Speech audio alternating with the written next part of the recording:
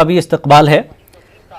مسلم میت کی تدفین کو لے کر جو بڑا واقعہ پیش آیا ہے، اس کے بعد اوقاف جاگتا ہے 5-6 دن کے بعد، ہنگامی میٹنگ ہوتی ہے، چیئرمین صاحب باتیں بہت اچھی کرتے ہیں، جذباتی باتیں ہیں میڈیا کے سامنے۔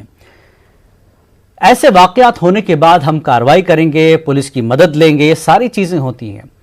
اب سوال یہ ہے کہ اس واقعے کے بعد کیا میڈیا کے سامنے صرف زبانی باتیں ہوئی یا واقعی پہلے سے اوقاف میں اس طرح کا کوئی طریقہ کار ہے جس پر کارروائی ہو، اور یہ احکامات کیا تحریری طور پر جاری ہوئے ہیں قبرستان کمیٹیوں کو؟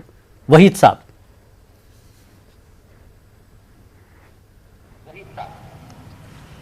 السلام علیکم ورحمۃ اللہ وبرکاتہ۔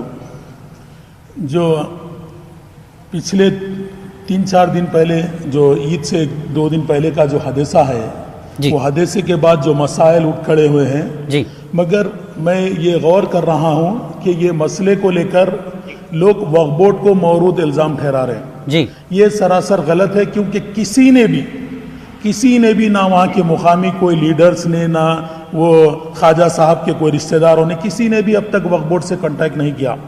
پھر بھی ہمیں جیسے ہی ہمیں اطلاع ملی، اس کے بعد ہم بھی ایکشن میں آئے۔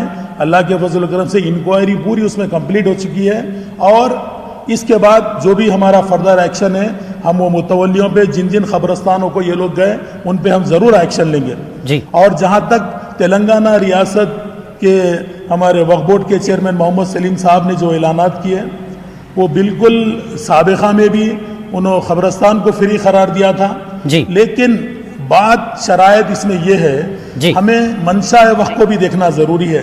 جو لوگ وقف پراپرٹی کو وقف کیے ہیں، وہ لوگ اپنے وقف نامے میں کچھ منشا ڈکلیئر کرے ہیں، وہ منشے کو دیکھنا ہے۔ لیکن انشاءاللہ آپ کو یہ بات صاف طور پہ بتا دوں، تلنگانہ اسٹیٹ وقف بورڈ کے ڈائریکٹ مینجمنٹ میں جتنے قبرستان ہیں، شروع سے آخر تک آج بھی اس میں فری جاری ہے۔ آپ دیکھیے بالاپور میں بھی کووڈ کے جتنے مرض سے لوگ ہلاک ہو رہے ہیں، ان کی تدفین فری جاری ہے۔ اور وقف بورڈ کے ڈائریکٹ مینجمنٹ، وہی صاحب، یہ جو 6 قبرستان ہیں، ان 6 قبرستانوں میں اوقاف کے تحت آنے والے کون سے قبرستان ہیں؟ آپ کی جانچ پوری ہو چکی ہے، تو کیا اب تک پتا ہے آپ کے پاس؟ کیا جانکاری ہے؟